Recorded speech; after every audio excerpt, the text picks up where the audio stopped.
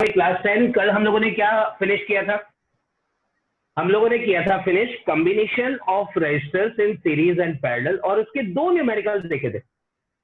दोनों न्यूमेरिकल में हम लोगों ने हर क्वेश्चन के अंदर या तो सिर्फ सीरीज कॉम्बिनेशन था और दूसरे में सिर्फ पैरेलल कॉम्बिनेशन था। अब एक एग्जांपल आज देखते हैं। अगर मान लो कुछ रजिस्टर सीरीज में हो और कुछ पैरेलल में हो, तब हमें क्या करना होगा? हमें एक सर्किट डायग्राम कुछ इस टाइप का दे दिया गया।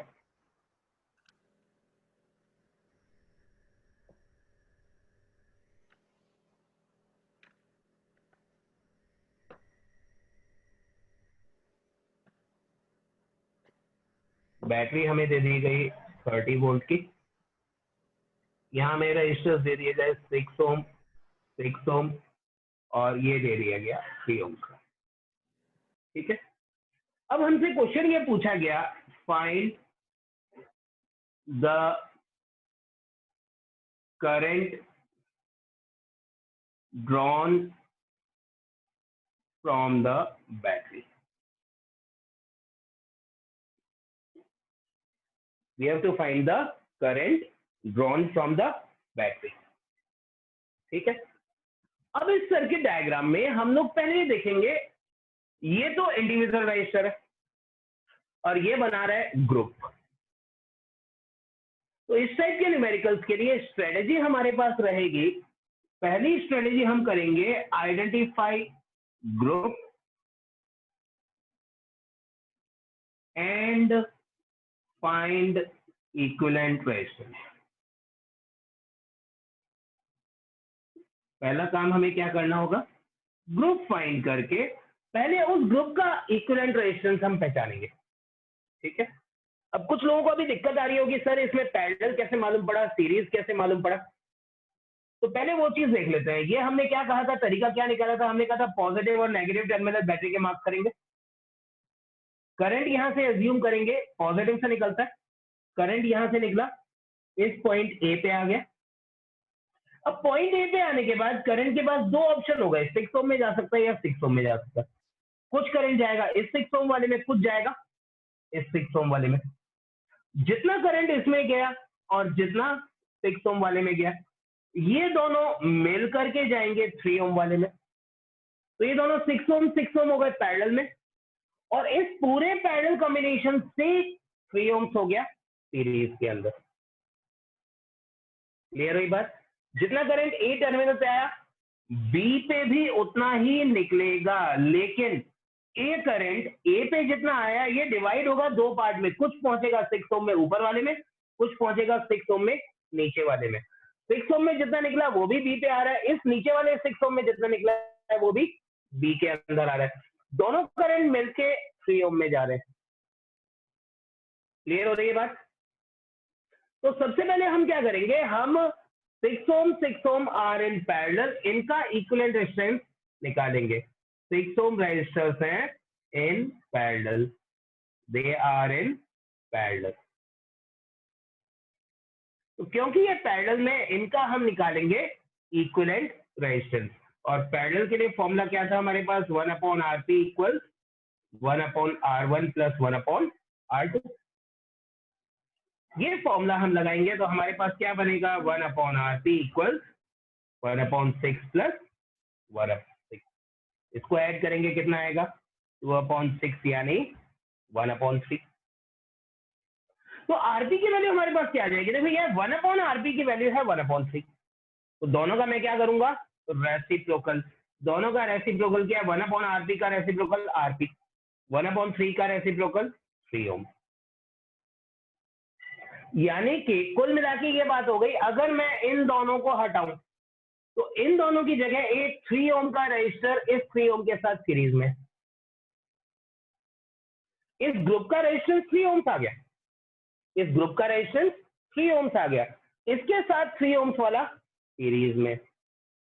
ठीक है, इसका मतलब this 3 ohms equivalent resistor is in series with 3 ohm. तो इसके लिए हमारा इक्विवेलेंट रेजिस्टेंस निकालने का तरीका क्या था? RS equal R1 plus R2, यानी टोटल सर्किट का इक्विवेलेंट रेजिस्टेंस जो आएगा वो आएगा RS। R1 क्या है यहाँ पे? ये वाला मिला के 3 ओम, ये वाला मिला के 3 ओम। R2 क्या है इस बार? ये वाला 3 ओम। ये बन गया नेट रेजिस्टेंस पूरे सर्किट का है 6 ओम। पूरे सर्किट का नेट रेजिस्टेंस मेरे पास आ जाता है 6 ओम। ठीक है, अब ये पूरे सर्किट का नेट रेजिस्टेंस अगर मेरे पास 6 ओम आ गया तो मैं क्या करूंगा? मैं ओम्स लॉ अप्लाई करके करंट निकाल लूंगा। मुझे निकालना था current drawn from the battery. उसके लिए ओम्स लॉ मुझे देती है भाई I equal V upon R। V की वैल्यू कितनी यहाँ पे? 30 वोल्ट। तो V की वैल्यू हमने ली 30 वोल्ट अपॉन R की वैल्यू कितनी आई? 6। ये कैलकुलेट मैं करूंगा तो मेरे पास करंट आ जाता है भाई 5 एम्पियर। नेट करंट यहाँ पे 5 एम्पियर मेरे पास टोटल सर्किट में मिल गया। क्लियर है ये? किसी को डाउट है इसमें? No sir. नोट कर लो इसको जल्दी से।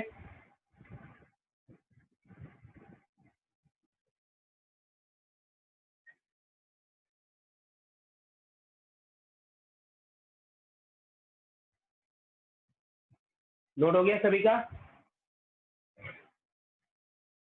Yes sir. बता दूं?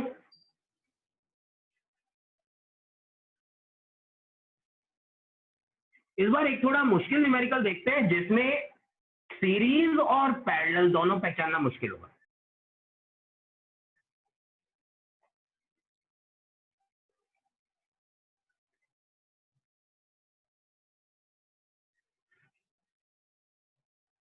थोड़ा नीचे।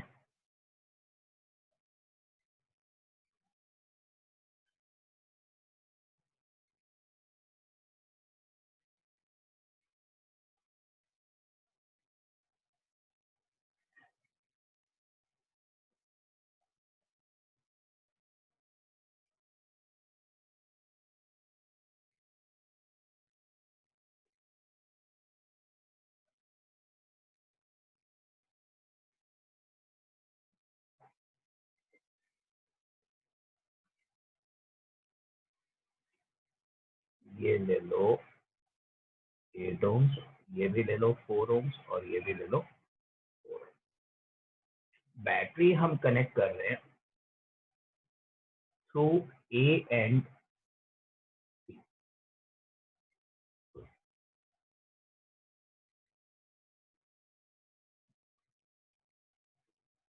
C।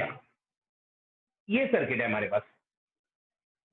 क्वेश्चन हमारे पास आया फाइंड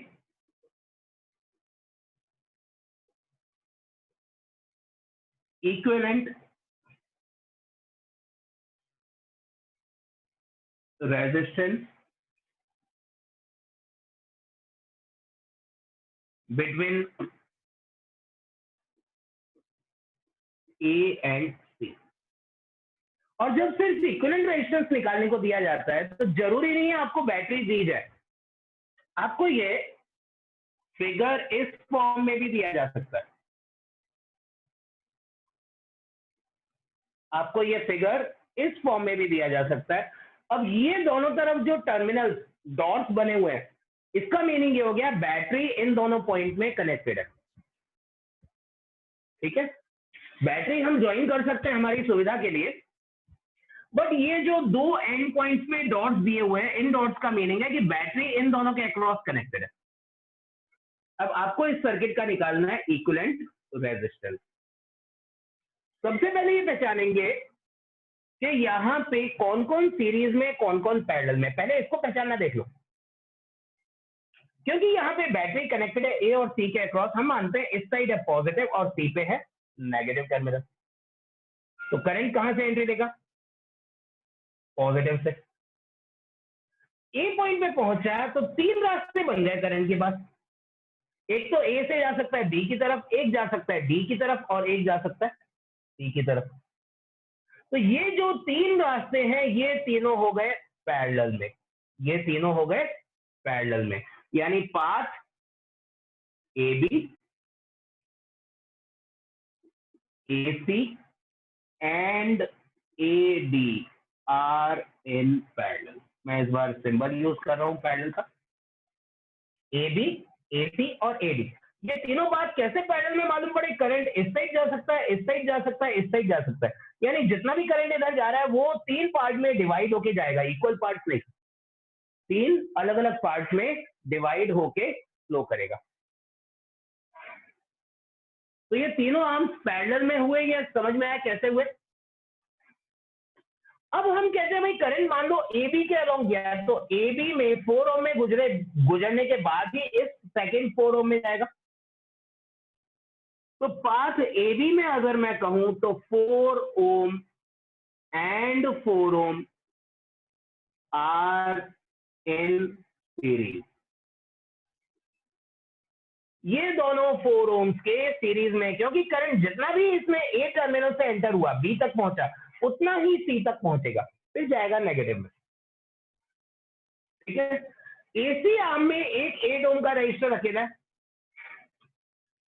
एडीसी आर्म में 4 ohm and 4 ohm similarly are in series. Clear, simple. और ये दोनों सीरीज और 8 ओम्स मिला के हैं पैरेलल। तो हमने क्या कहा था, ग्रुप्स पहले पहचानेंगे। ग्रुप हमने पहचाने 4 ohm along ABC are in series, 4 ohm along ADC are in series, and these two groups, ये दोनों ग्रुप और ये दोनों ग्रुप मिला के पैरेलल में 8 ओम्स के साथ। इसका मतलब ये हुआ, पहले हम निकालेंगे equivalent resistance along path ABC, और ये एबीसी पाथ जो है इसके अलोंग जो रेजिस्टेंस निकलेगा वो निकलेगा किससे? सीरीज से। तो यहाँ पे आ गया R S equals 4 ohms plus 4 ohms, कितना आएगा ये? 8 ओम्स। ठीक है, अब हम कह सकते हैं सिमिलरली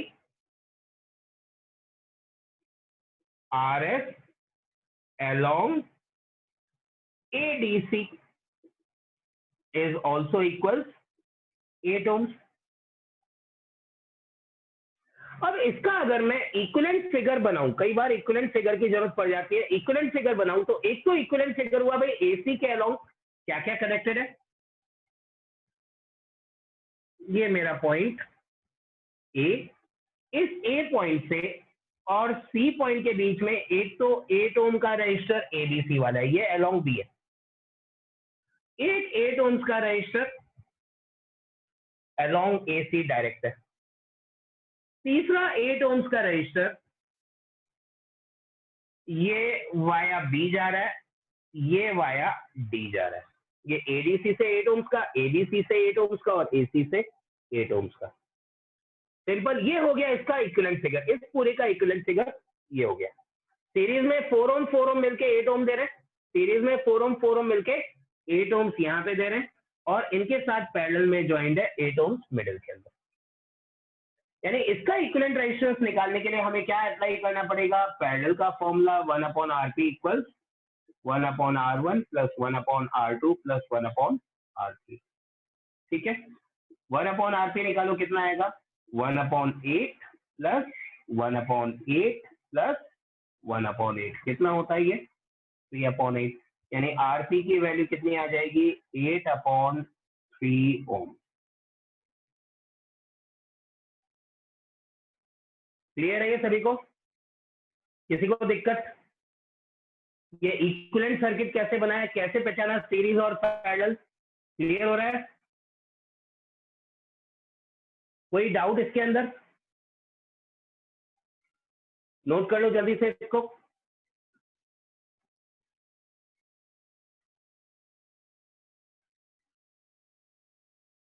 नोट कर लो फटाफट।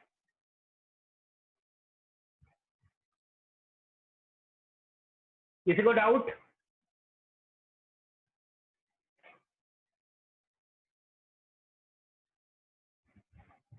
क्लियर है? मिटा दूं? Yes sir. मिटा रहा हूं मैं।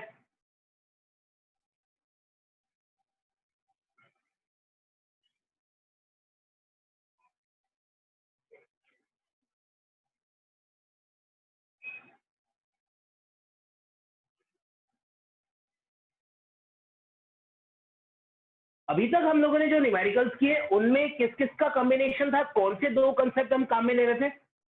हम काम में ले रहे थे combination of resistance and Ohm's law.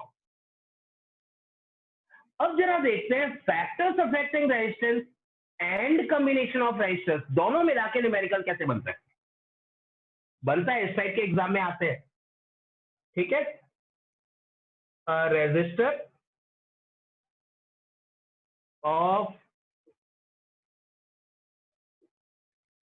resistance R and length L is cut in 5 equal parts. These parts are connected in parallel. Find the ratio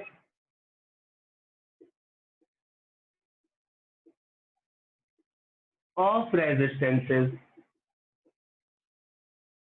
in both the cases. NCERT book की exercise का पहला question यही है, ठीक है। क्या बोला question ने? एक रजिस्टर है जिसका रेजिस्टेंस R है, लेंथ उसकी L है, और इसको 5 इक्वल पार्ट्स में कट कर दिया गया।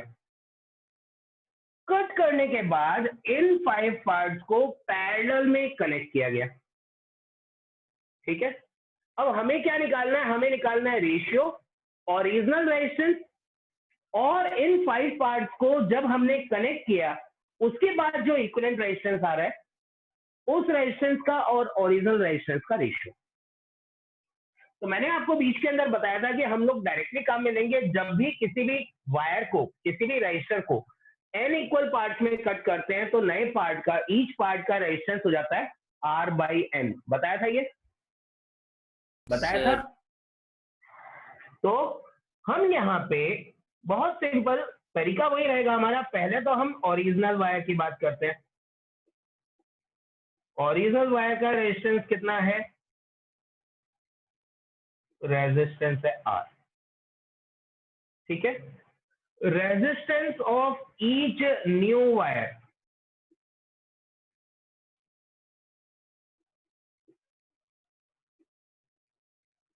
ये हो गया R/5। क्यों R/5 लिया? क्योंकि हमने 5 इक्वल पार्ट्स किए।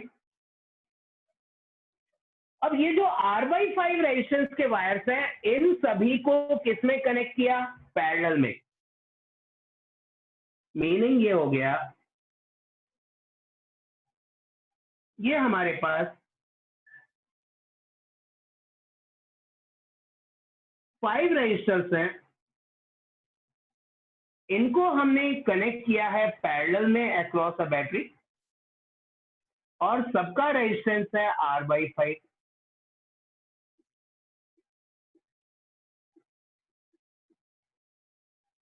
हमें इस कॉम्बिनेशन का रेजिस्टेंस फाइंड आउट करना है।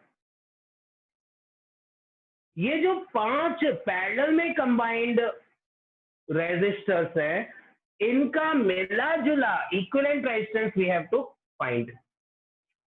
फिर निकालना है रेशियो, किसके साथ? R के साथ, ठीक है। तो इनका इक्विवेलेंट रेजिस्टेंस निकालने के लिए हम क्या करेंगे? क्योंकि पैरेलल कॉम्बिनेशन है, डायरेक्टली फॉर्मूला लगाएंगे 1/RP equals 1/R/5 plus 1/R/5। कितनी बार? 5 है रेजिस्टर्स, 5 टाइम्स आ जाएगा।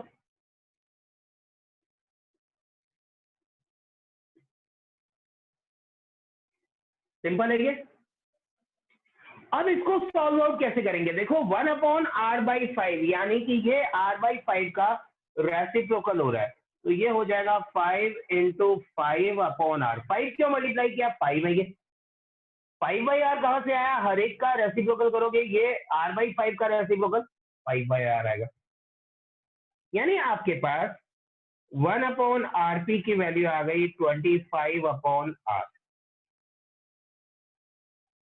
आरपी की वैल्यू निकालने के लिए बहुत लोग गलती करते हैं, ध्यान रखना रेसिप्रोकल किए बिना आरपी की वैल्यू नहीं आएगी। यहां दोनों साइड रेसिप्रोकल करोगे, आरपी की वैल्यू आई r/25। मतलब ये जो पूरा सर्किट है, ये सर्किट r/25 रेजिस्टेंस दे रहा है। 1/25 टाइम्स हो गया रेजिस्टेंस इस बार इसका। अब हमें क्या रेशियो चाहिए? रेशियो चाहिए था, रेशियो किसका निकालेंगे? रिक्वायर्ड रेशियो किसका निकालेंगे? रिक्वायर्ड रेशियो होगा R/RP। अब R/RP निकालना है, तो R तो हमारे पास R ही था। RP की वैल्यू कितनी निकाली हमने? RP की वैल्यू निकाली r/25। RP की वैल्यू रख दो यहाँ पे, तो इसमें क्या होगा? R की वैल्यू तो हो जाएगी कैंसिल, R हो गया कैंसिल। 25 से हम इसको मल्टीप्लाई करें तो हमारे पास रेशियो आ जाता है 25/1। यानी जो ओरिजिनल वायर था उसका रेजिस्टेंस 25 टाइम्स था इस कॉम्बिनेशन के। क्लियर है सभी को? कोई डाउट इसके अंदर?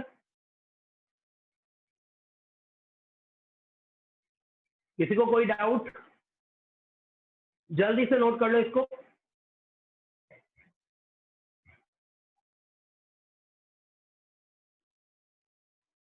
नोट हो गया सभी का? मिटा दूं? Yes, मिटा sir. रहा हूं मैं।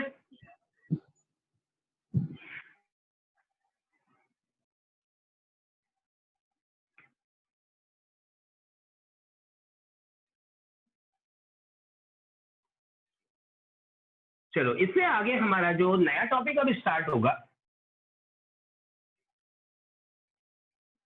वो टॉपिक है heating effect of electric current.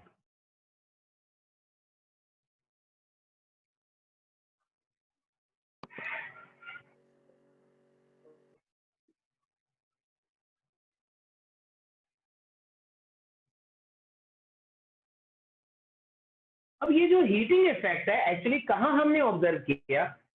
हमने देखा हमारे रूम हीटर्स, उनके अंदर हम करंट पास करते हैं, क्या होता है? बहुत ज्यादा हीट वो देता है। कोई भी इलेक्ट्रिकल अप्लायंस हम बहुत लंबे टाइम तक यूज करते हैं, 2-3 घंटे उसको यूज करते हैं, तो अप्लायंस हमें मालूम पड़ता है हीटअप हो गया। ठीक है, अब वो हीटअप होने का रीजन क्या है? सबसे पहले तो हम मालूम करना चाहते हैं कि भाई ये हीटिंग के लिए कारण क्या है। What is the reason that appliances are getting heated up? Reason for heat produced, कब प्रोड्यूस होती है ये? On passage of electric current through any resistor और अप्लायंस। कोई भी रजिस्टर है, अप्लायंस है, उसके थ्रू इलेक्ट्रिक करंट अगर पास हो रहा है, तो इलेक्ट्रिक करंट के पास होने पे उसमें हीट क्यों जनरेट हो रही है, क्यों उसका टेम्परेचर इंक्रीज हो रहा है, इसका रीजन हमें पहले चाहिए। ठीक है, जरा बेसिक चीज अंडरस्टैंड करते हैं। मान लो ये मेरा एक एनलार्ज्ड वायर है, वायर को मैंने मैग्नीफाई कर दिया और इसको मैंने कनेक्ट किया है बैटरी के साथ। बैटरी में क्या है? पॉजिटिव और नेगेटिव टर्मिनल। तो पहले तो ये पॉजिटिव और नेगेटिव टर्मिनल का कंसेप्ट ध्यान करो। क्या बताया था पोटेंशियल डिफरेंस का कंसेप्ट?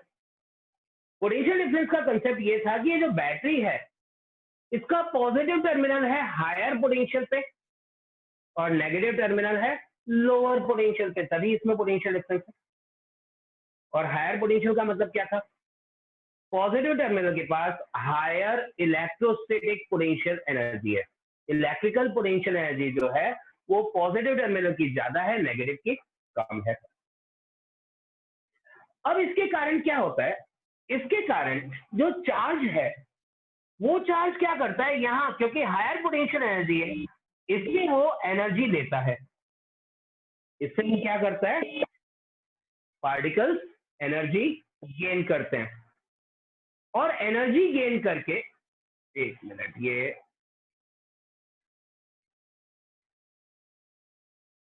बोर्ड वापस सही नजर आ रहा है पूरा?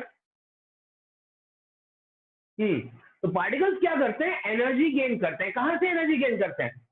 चार्ज पार्टिकल्स पॉजिटिव टर्मिनल से एनर्जी गेन करते हैं और उस एनर्जी के कारण ये चार्ज पार्टिकल्स इस मेटल के थ्रू मूव करेंगे। अब मेटल के थ्रू देखो, चार्ज के मूव होने पे क्या होता है? मेटल के अंदर क्या चीजें होती है? मेटल की जो पूरी बॉडी है, वायर की जो पूरी बॉडी है, उसमें दो चीजें होती है। एक तो होते हैं इलेक्ट्रॉन्स और एक होते हैं एटम्स। भाई इसमें बहुत सारे इलेक्ट्रॉन्स हैं और बहुत सारे बीच में एटम्स हैं। उन एटम्स में से तो फ्री इलेक्ट्रॉन्स निकले। मेटल की प्रॉपर्टी क्या थी? इलेक्ट्रॉन्स रिलीज करता है। तो हमारा जो ये वायर है, इस वायर के अंदर इलेक्ट्रॉन्स भी हैं और एटम्स भी हैं। अब ये जो चार्ज है, ये चार्ज क्या करेगा? किसको मूव कराएगा? इलेक्ट्रॉन्स को मूव कराएगा। तो क्या इलेक्ट्रॉन सीधे सीधे मूव कर पाएंगे? नहीं। इलेक्ट्रॉन्स क्या करेंगे? कोलाइड करेंगे एटम्स के साथ। ये इलेक्ट्रॉन यहां मूव किया, टकराया, रास्ता चेंज किया, फिर वापस मूव करना शुरू किया। तो इसकी एनर्जी जो है इलेक्ट्रॉन की, वो लूज हो रही है। इलेक्ट्रॉन क्या कर रहा है? हर कॉलिजन में एनर्जी लूज कर रहा है। यानी चार्ज जो मेटल के थ्रू, कंडक्टर के थ्रू मूव कर रहा है, वो चार्ज क्या कर रहा है? अपनी energy during the motion collision के कारण लूज कर रहा है। और वो जो एनर्जी लॉस्ट है बाय द चार्ज पार्टिकल्स, वो हमें मिल रही है in the form of heat. That energy we are getting in the form of heat. तो रीजन क्या हो गया इसका? रीजन क्या देंगे हम? The reason is because charge while moving through any conductor collides with atoms within it and thus loses energy. This lost energy is released as heat. ये जो लॉस्ट एनर्जी है ये रिलीज होती है एज अ हीट। अरे ये क्या हो रहा है? Okay, this lost energy is released as heat. ठीक है, या क्लियर? इतना पक्का? ये क्लियर है सभी को? अरे हीट क्यों प्रोड्यूस हो रही है करंट के पैसेज पे? किसी को डाउट? No sir. पक्का? नोट कर लिया इसको? नोट कर लो जल्दी से, मिटा रहा हूं इसको मैं। यस। इससे रिलेटेड बहुत इंपॉर्टेंट लॉ हम लोग देखने वाले हैं। हो गया ये? मिटा दूं? Yes sir.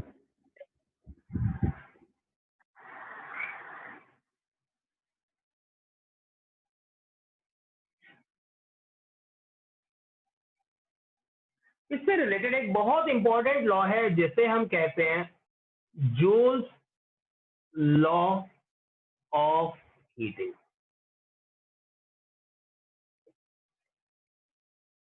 अब इस जूल्स लॉ ऑफ हीटिंग में क्या हुआ एक्चुअली? हमारे पास कोई भी कंडक्टर है, उसमें हम कुछ particular amount of current flow कर रहे हैं, उसका कुछ रेजिस्टेंस है और कुछ पर्टिकुलर टाइम के लिए हमने करंट फ्लो किया। तो जूल्स लॉ में ये जो जूल्स साइंटिस्ट था, इसने कहा भाई अगर मुझे रिक्वायर्ड हीट ज्यादा करनी है या कम करनी है, तो उस अमाउंट ऑफ हीट को इंक्रीज या डिक्रीज करने के लिए मुझे क्या करना होगा, वो है Joule's law of heating. Joules ने क्या किया, उसने बहुत सारे एक्सपेरिमेंट किए, ठीक है, एंड उसने ये पहचाना कि ये जो हीट प्रोड्यूस्ड है डिपेंड्स ऑन 3 फैक्टर्स।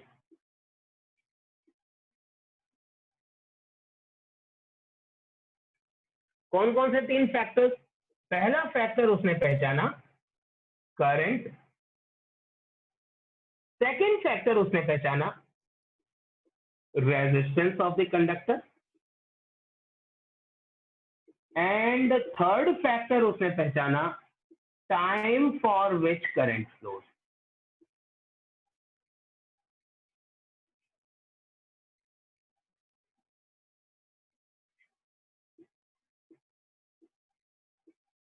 जूल्स ने ये पहचाना कि भाई 3 फैक्टर ऐसे हैं जिनके ऊपर हीट प्रोड्यूस्ड डिपेंड करेगी। एक तो वो डिपेंड करेगी amount of current, intensity of the current flowing through the conductor. दूसरा वो डिपेंड करेगी रेजिस्टेंस ऑफ द कंडक्टर, और तीसरा वो डिपेंड करेगी time for which the current flows through the resistor. ठीक है, अभी ये पहचानना बाकी था कि करंट के साथ इंटेंसिटी ऑफ करंट इंक्रीज करने से हीट इंक्रीज होगी या डिक्रीज होगी। रेजिस्टेंस कंडक्टर का इंक्रीज करेंगे तो इंक्रीज होगी या डिक्रीज होगी, और टाइम हम इंक्रीज करेंगे या डिक्रीज करेंगे तो हीट इंक्रीज होगी या डिक्रीज होगी। तो उसने क्या किया, एक्सपेरिमेंट्स किए, और एक्सपेरिमेंट्स करके उसने जो लॉ दी, उस लॉ का स्टेटमेंट बहुत इंपॉर्टेंट है। इस स्टेटमेंट को हम समझ भी लेंगे और याद भी करना है। स्टेटमेंट में उसने ये कहा कि heat produced in a conductor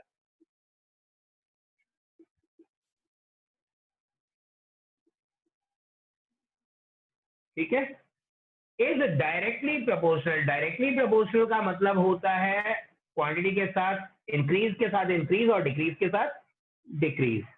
तो डायरेक्टली प्रोपोर्शनल किस किस के डायरेक्टली प्रोपोर्शनल है? तो पहला फैक्टर क्या था, करंट।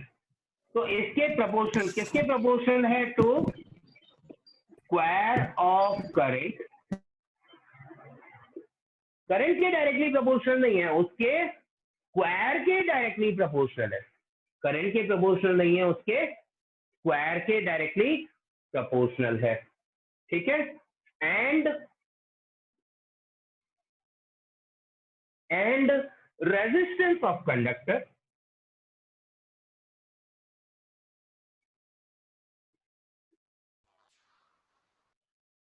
as well as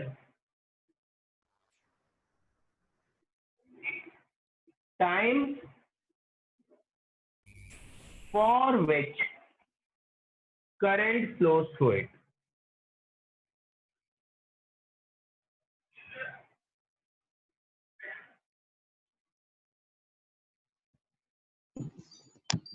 ठीक है, किन 3 चीजों के प्रोपोर्शनल है, कैसे कैसे प्रोपोर्शनल है? हीट प्रोड्यूस जो है, एक तो स्क्वायर ऑफ करंट के डायरेक्टली प्रोपोर्शनल है, मतलब जितना करंट फ्लो कर रहा है उसके स्क्वायर पे डिपेंड करती है। जितना रेजिस्टेंस है कंडक्टर का उस पर डिपेंड करेगी, और जितने टाइम के लिए इलेक्ट्रिक करंट फ्लो हो रहा है उस पर डिपेंड करेगी। तीनों चीजों को हम मिला के लिखें तो पहला तो heat is proportional to I square.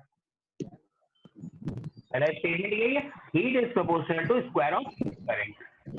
दूसरा, heat is proportional to resistance, and तीसरा, heat is proportional to time. इन तीनों को मिला के अगर मैं लिखता हूं तो इसने ये बोला भाई heat is equal to I square R into T. Very important formula, बहुत इंपॉर्टेंट फॉर्मूला।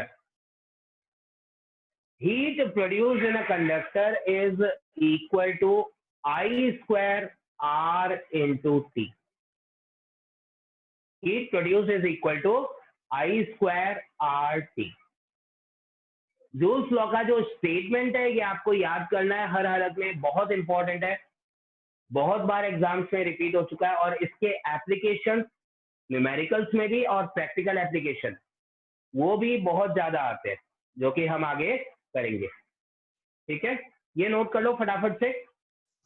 फिर इस फॉर्मूले में थोड़े 2 वेरिएशंस हैं ओम्स लॉ अप्लाई करके, वो देखते हैं फटाफट। सर 3 मिनट्स ये नोट हो गया? हाँ सर, ये नोट हो गया। ठीक है, देखो सर। इसके अंदर वेरिएशन कैसे हैं। ये 3 फॉर्मूले आपको याद करने होंगे। पहला तो यही है I² R into T. Note हो गया? मिटा दूं? सर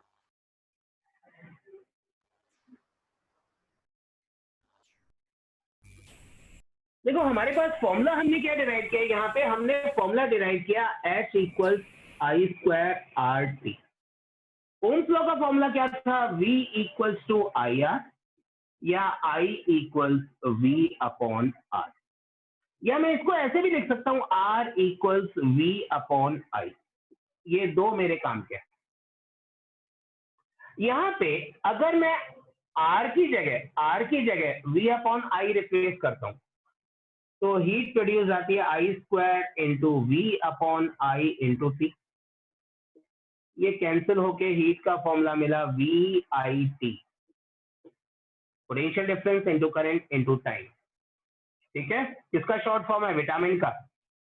तो इस फॉर्मूले को याद करने का तरीका है, विटामिन की गोली is heat, vitamin B is heat. ठीक है, right.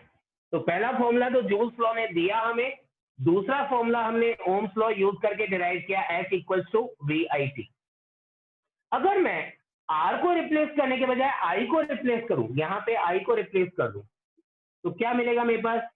V upon R whole square into R into T।